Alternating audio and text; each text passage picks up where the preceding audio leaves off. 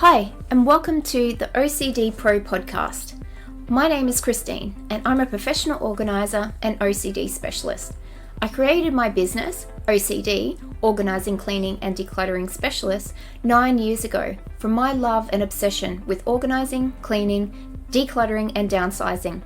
Through this podcast, I would like to share with you advice and tips and tricks I pass on to my clients, along with conversations I have with other OCD enthusiasts and experts. You can also find the Pink Sheep Tales series right here. Each episode of Pink Sheep Tales, you will hear the true life story of an inspiring child or adult who is following their passion, all in the name of living their best life.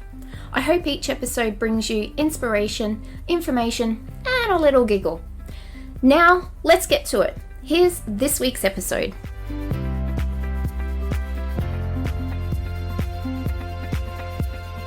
Hi there, and thank you for downloading the OCD How to Downsize tutorial. My name's Christine Murphy, and I'm the founder and professional organizer at OCD, Organizing, Cleaning and Decluttering Specialist. So with my over 10 years experience, I'm hoping to impart this knowledge onto you to help you successfully achieve your own downsizing process.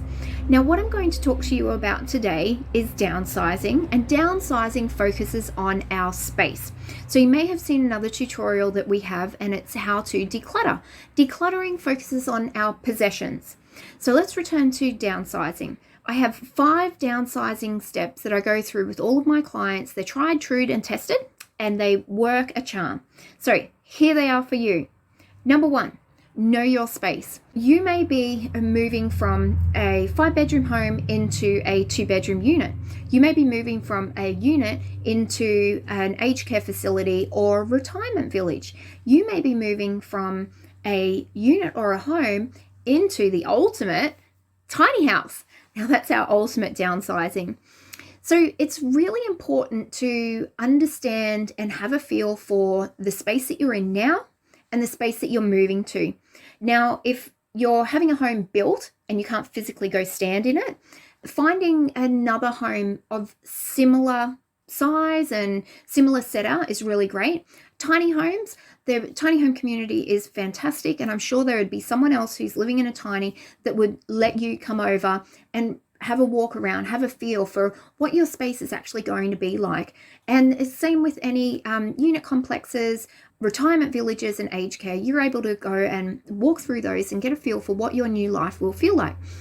Now, when you go home, you're able to get a sense of how much bigger the space is that you're in now and start looking at your furniture and thinking, okay, I'm definitely going to have to buy a new lounge because this one's too big, or I'm going to have to get, switch things up. Maybe instead of having a breakfast bench and a dining table, I'll only be able to have one of those, and that's where we'll eat our meals. So it's up to you, but this is a really great time to start thinking about what you actually have, your physical possessions within your space. You may also realize that you might need to look into some storage facilities. So downsizing, decluttering doesn't mean you have to remove everything from your life. There are going to be things that you'll want to keep. They may be sentimental. You may have a business and you need to keep stock or equipment with you, and moving to these smaller, your downsizing, you may not have the space, but a storage facility, and there's many around and there's many different options for them. So there's nothing wrong with thinking about storage facility for the essentials that you would really like to keep in your life.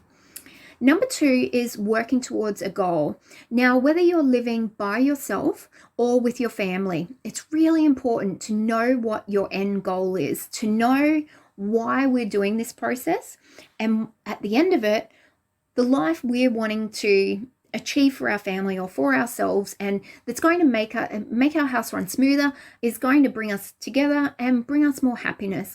This is the main goal for everyone, to be happier. So really knowing what that goal is for everybody. Now, even if you have small children, it's great to have them involved in this process because they need to know that they've been heard and that their needs are being met as well, and it makes them feel a little bit grown up, being able to input into this one of life's biggest decisions, and moving is one of the most stressful things in life. So that they can be part of it and that they're heard and they're not just being sort of towed along. It's really, really important.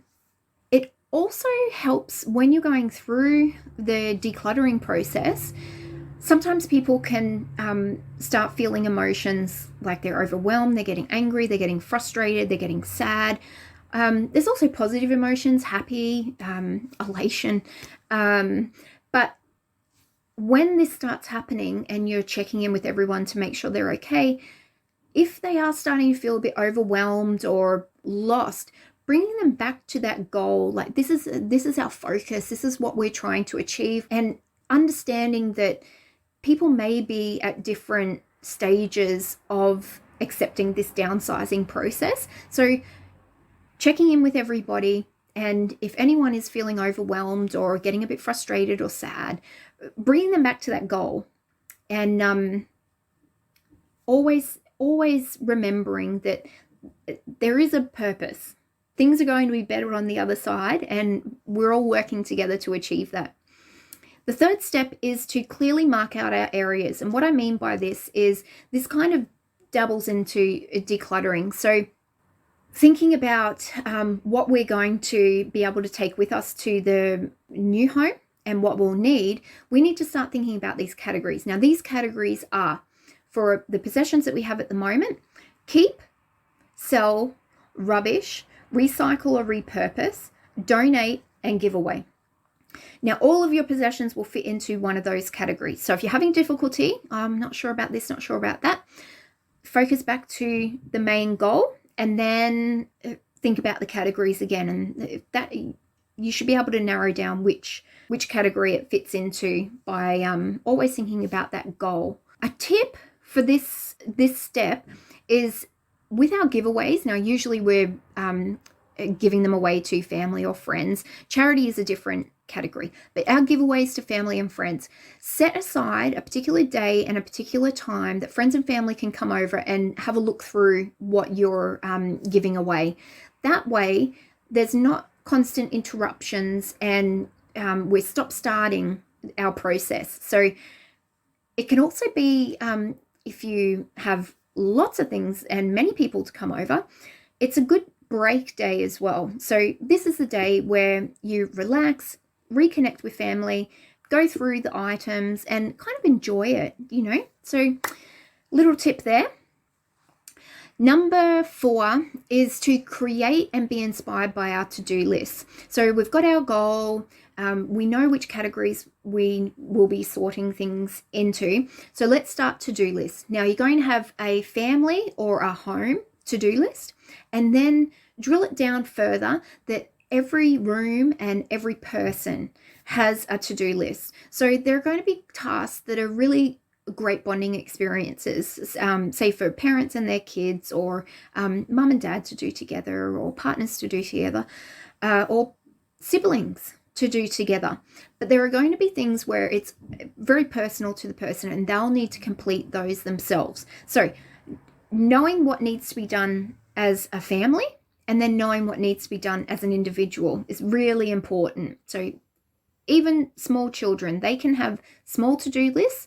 And again, it's keeping them involved. They're doing what their parents are doing. They're doing what their older siblings are doing. They're along for the ride. Really important. The last step, number 5, is now that we've gone through our process of downsizing, we're in our new, smaller home, we want to maintain and enjoy this new lifestyle. So how we do that is by setting up mini refreshers. So maybe weekly we say we'll go through all our mail and our paperwork and file it, organize it on top of it.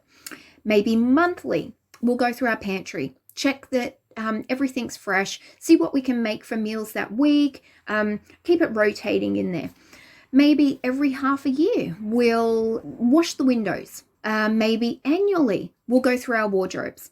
So setting yourself little refresher declutterings now that you've downsized is really important, because your buying habits will be changing if you were quite the shopper.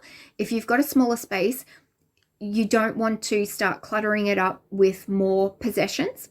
And also, life changes. So you want to make sure that now you've gone through this process, that everything is always what adds value to your life. So that's going to change, and there's nothing wrong with that.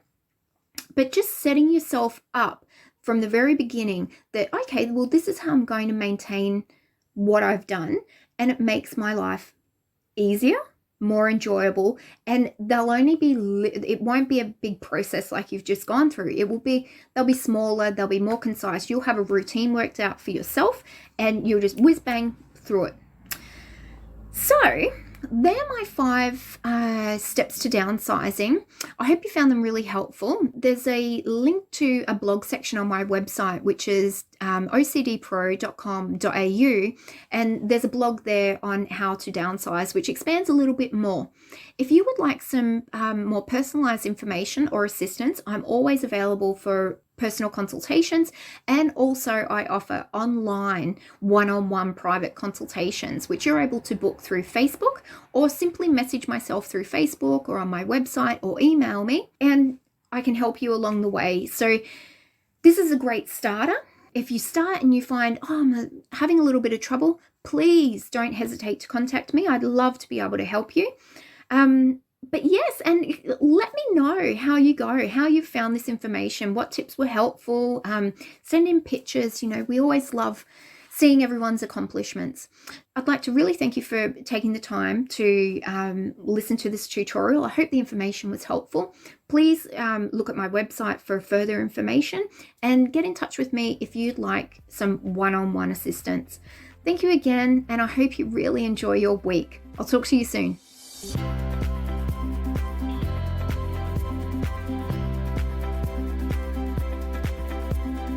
Thank you for listening, and I hope you really enjoyed this week's episode. Let me now invite you to pop over to Facebook and find my page, OCD, Organising, Cleaning and Decluttering Specialist, and the Pink Sheep Tales podcast group to stay up to date with all things OCD and the latest news from our Pink Sheep. I hope you have a fantastic day, and until our next podcast, enjoy yourself.